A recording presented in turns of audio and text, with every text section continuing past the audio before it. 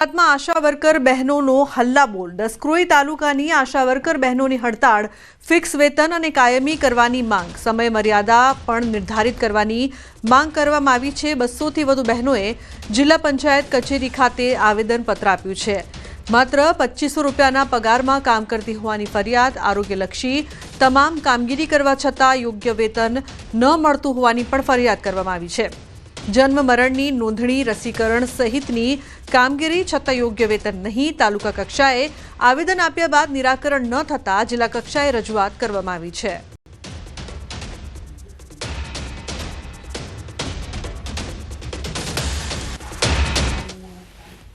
અમે છેલ્લા 17 વર્ષથી આશા વર્કરનું કામ કરીએ છીએ। ફક્ત 2 થી 2.5 પગાર લઈને અમે અત્યાર સુધી કામ કર્યું છે। અમારા ફિક્સ વેતન જોઈએ અને અમને કાયમી કરો, બસ આ જ અમારી માગણી। આરોગ્યની તમામ કામગીરી અમને આશા વર્કરમાં સોંપવામાં આવે છે અને એટલું વેતન મળતું પણ નથી। અમને 2500 રૂપિયા મળે, એમાં 2500 રૂપિયામાં સવાર 9 વાગ્યાથી 5 વાગ્યા સુધી બેસાડે છે। આ કામગીરીમાં આમાં કેવું છે, પીએમજેવાયના કામ કે કાઢો તો જ આશાબેન ઇન્સ્ટિટ્યૂટ મળશે। ટીબીની કામગીરી બધું પત્તા હવે છેલ્લે એવું આવ્યું છે કે હવે ઈએનસી પીએનસીની વિઝિટ એમના પિયરમાં જઈને કરવાની। આ ઈએનસી પીએનસીમાં અમારે પીએનસી વિઝિટ અમને 250 રૂપિયા મળે। હવે એમાં અમે ભાડા ભરીને જઈએ તો અમારે ઘરની અંદર ઉમેરવાના થાય। માં કેળાની ખેતી કરતા ખેડૂતોને રાતા પાણીએ રડવાનો વારો આવ્યો છે। ભારે વરસાદથી ટ્રાન્સપોર્ટની સમસ્યાના કારણે આણંદ અને પેટલાદના કેળાનો તૈયાર પાક ફેલ ગયો છે। યુપી, દિલ્હી, પંજાબ, રાજસ્થાનમાં ભારે વરસાદના કારણે વાહન વ્યવહાર ખોરવાયો છે, જેને કારણે આ રાજ્યના વેપારીઓ કેળાની ખરીદી કરવા આવ્યા નથી, જેથી કેળાનો ભાવ તળિયે બેસી ગયો છે। ખેડૂતોને મોટું આર્થિક નુકસાન સહન કરવાનો વારો આવ્યો છે। કેળાના એક મણના 350 થી 400 રૂપિયા હતા, તે 80 રૂપિયા થઈ ગયા છે।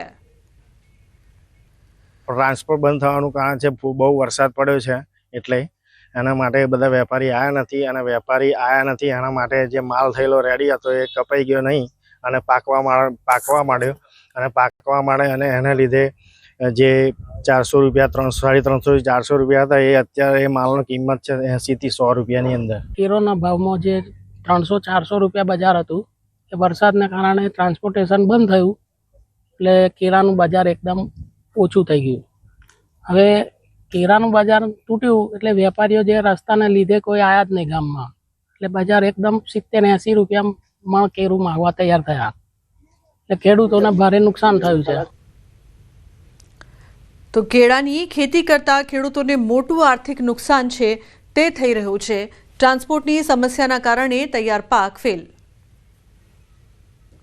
ઉલ્લેખનીય છે કે યુપી, દિલ્હી, પંજાબના વેપારી ન આવ્યા ખરીદી માટે કેળાના એક મણના ભાવ 70 થી 80% ઘટાડો જોવા મળી રહ્યો છે। તો કેળાની ખેતી કરતા ખેડૂતોને મોટો આર્થિક ફટકો, આર્થિક નુકસાન છે તે થઈ રહ્યું છે, જેના કારણે તેઓ ચિંતિત છે। ઉલ્લેખનીય છે કે યુપી, દિલ્હી, પંજાબના વેપારીઓ આવતા હોય છે, પરંતુ આ વખતે તેઓ ખરીદી માટે આવ્યા નથી। બનાસકાંઠાના પૂર પ્રકોપના 9 દિવસ બાદ કોંગ્રેસ પ્રદેશ પ્રમુખ અમિત ચાવડાએ પૂરગ્રસ્ત વિસ્તારની લીધી મુલાકાત। સુઈગામના ભરડવા, મોરીખા સહિતના ગામોની મુલાકાત લીધી। સાંસદ ગેનીબેન ઠાકોર, પૂર્વ ધારાસભ્ય ગુલાબસિંહ રાજપૂત સહિતના કોંગ્રેસના આગેવાનો પણ જોડાયા। પૂરગ્રસ્ત વિસ્તારોમાં અસરગ્રસ્તોને પડતી હાલાકી અને મુશ્કેલીનો પણ તાગ મેળવ્યો। અનેક વિસ્તારોમાં હજુ પણ જળબંબાકારની સ્થિતિ જોવા મળી રહી છે। કચ્છમાં શિક્ષકોની ઘટ અંગે વિરોધ, મુન્દ્રાના મોખા ટોલ નાકા પર ચક્કાજામ।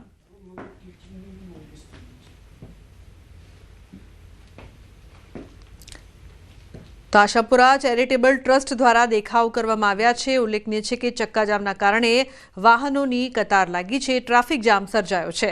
તો પોલીસે 50 જેટલા દેખાવકારોની અટકાયત કરી। શિક્ષકોની ઘટ અંગે વિરોધ કરવામાં આવી રહ્યો છે। તો મુન્દ્રાના મોખા ટોલનાકા પર ચક્કાજામ કરવામાં આવ્યો। આશાપુરા ચેરિટેબલ ટ્રસ્ટ દ્વારા આ દેખાવ કરવામાં આવી રહ્યા છે। પોતાની માંગ સાથે આ તમામ લોકો દેખાવ કરી રહ્યા છે। ચક્કાજામના કારણે વાહનોની કતાર લાગી। સુરતમાં અખિલ ભારતીય રાષ્ટ્રીય શિક્ષક મહાસંઘ દ્વારા શિક્ષકોની સેવા સુરક્ષા માટે કલેક્ટરને આવેદન આપવામાં આવ્યું છે. સુપ્રીમ કોર્ટના ચુકાદા અનુસાર તમામ સેવારત શિક્ષકો માટે ટેટ પરીક્ષા ફરજિયાત કરાઈ છે, જેના વિરોધમાં સંગઠન તરફથી માંગણી કરવામાં આવી છે કે 2010 પહેલા સેવા ધરાવતા શિક્ષકો માટે ટેટ ફરજિયાત કરવી તે યોગ્ય નથી. શૈક્ષિક મહાસંઘે આ નિર્ણય પર પુનઃવિચારણા કરવા માંગણી કરી છે, કારણ કે આ ચુકાદાથી 20 લાખ જેટલા શિક્ષકોની રોજગારી અને સુરક્ષા પર જોખમ ઊભું થયું છે. ટેટ પાસ પરીક્ષાવાળા ઉમેદવારોને જ નિયુક્તિ આપી છે, બીજા કોઈ ઉમેદવારોને નિયુક્તિ આપી નથી. પરંતુ અત્યારે હાલ જે પ્રશ્ન ઉપસ્થિત થયો છે એ 2010 પહેલા જેની ભરતી થઈ હતી, જે પણ ધારાધોરણ, જે પણ લાયકાત પ્રમાણે સરકારે જે તે વખતે ભરતી કરેલી હતી એ ભરતી યથાવત રહેવી જોઈએ, એમને કોઈ પરીક્ષા આપવી ન જોઈએ. એ માટે પ્રધાનમંત્રી શ્રી દરમિયાનગીરી કરે, વિનંતી કરે. એ માટે સમગ્ર ભારતની અંદર અમારા સંગઠન મારફતે પ્રધાનમંત્રીને વિનંતીનો પત્ર કલેક્ટર મારફતે પહોંચાડવા માટે તમામ કલેક્ટર કચેરીએ આવેદનપત્ર આપવા માટે મિત્રો એકઠા થયા છીએ. NSUIનો ઉગ્ર વિરોધ. વિદ્યાર્થીઓના હોસ્ટેલ અને પીવાના પાણી મુદ્દે વિરોધ કરવામાં આવ્યો. કોરોના પછી હોસ્ટેલ શરૂ નહીં કરવામાં આવી હોવાનો આક્ષેપ કરવામાં આવી રહ્યો છે.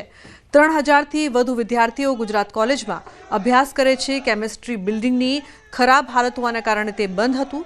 ત્યાં કોઈ જ કામ કર્યા વિના ગુજરાત રાજ્ય ગ્રંથાલય શરૂ કરી દેવાનો પણ આક્ષેપ કરવામાં આવ્યો છે.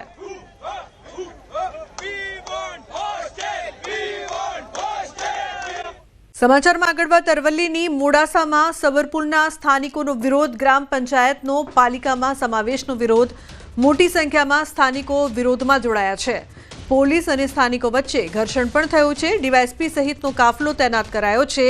ગ્રામજનોએ કલેક્ટરને મળીને રજૂઆત કરી છે. 24 કલાકમાં નિર્ણય લેવા ગ્રામજનોનું અલ્ટિમેટમ છે.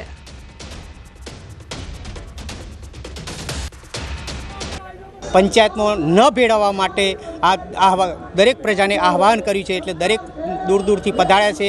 ત્રણ પંચાયત, સાયરા, ખલીકપુર પંચાયતના દરેક નાગરિકો અમારી પંચાયતમાં મોટી સંખ્યામાં ઉપસ્થિત રહ્યા છે. આજ સુધીની જે ગ્રામ સભાઓ મળી એમાં અમે વિરોધ દર્શાવેલો છે અને મોડાસા નગરપાલિકાના 2003થી અમે વિરોધ 14 કોર્પોરેટરો કાયમ માટે સબલપુર પંચાયત નગરપાલિકામાં ન ભેળવવા વિરોધ દર્શાવેલો જ છે. સંવાદિતાથી આપણે એક સરકારમાં રજૂઆત કરી શકીએ અને એ રીતે આજે પ્રતિનિધિ મંડળ આગળ માનનીય કલેક્ટર સાહેબે આશ્વાસન આપ્યું છે. અને મોડાસા નગરપાલિકામાં 3 ગ્રામ પંચાયતોને ભેટી દેવામાં આવી છે અને ખાસ કરીને સબલપુર ગ્રામ પંચાયતના લોકો દ્વારા તેનો વિરોધ કરવામાં આવી રહ્યો છે. દ્રશ્યો બતાવીશ ખાસ કરીને કે મોટી સંખ્યામાં રેલી સ્વરૂપે તેના દ્વારા વિરોધ કરવામાં આવ્યો છે. અગાઉ પણ વિરોધ કરવામાં આવ્યો હતો, પરંતુ જે વટહુકમ રાજ્ય સરકાર દ્વારા જાહેરનામું પ્રસિદ્ધ કરી અને ભેટી દેવામાં આવી છે ગ્રામ પંચાયતો, તેના કારણે સબલપુર ગ્રામ પંચાયત 22,000ની વસ્તી ધરાવતી સૌથી મોટી ગ્રામ પંચાયત છે. અને આજે તમામ ગામના લોકો છે તે વિરોધ કરી અને પોતાને નગરપાલિકાથી દૂર રાખવા માગે છે અને તેમને જે ગ્રામ પંચાયતને નગરપાલિકામાં શહેરમાં ભેટી દેવામાં આવ્યું છે તેને સામે તેમનો વિરોધ કરવામાં આવી રહ્યો છે. ખાસ કરીને જિલ્લા કલેક્ટરને રાજ્ય સરકારને તેઓ કહી રહ્યા છે કે તેમને મોડાસા નગરપાલિકામાં સમાવેશ નથી થવું અને સાથે તેમને જે હાલ ગ્રામ પંચાયત છે તેમાં તેમને રાખવામાં આવે. હાર્દિક પટેલ, ન્યૂઝ 18 ગુજરાતી, અરવલ્લી.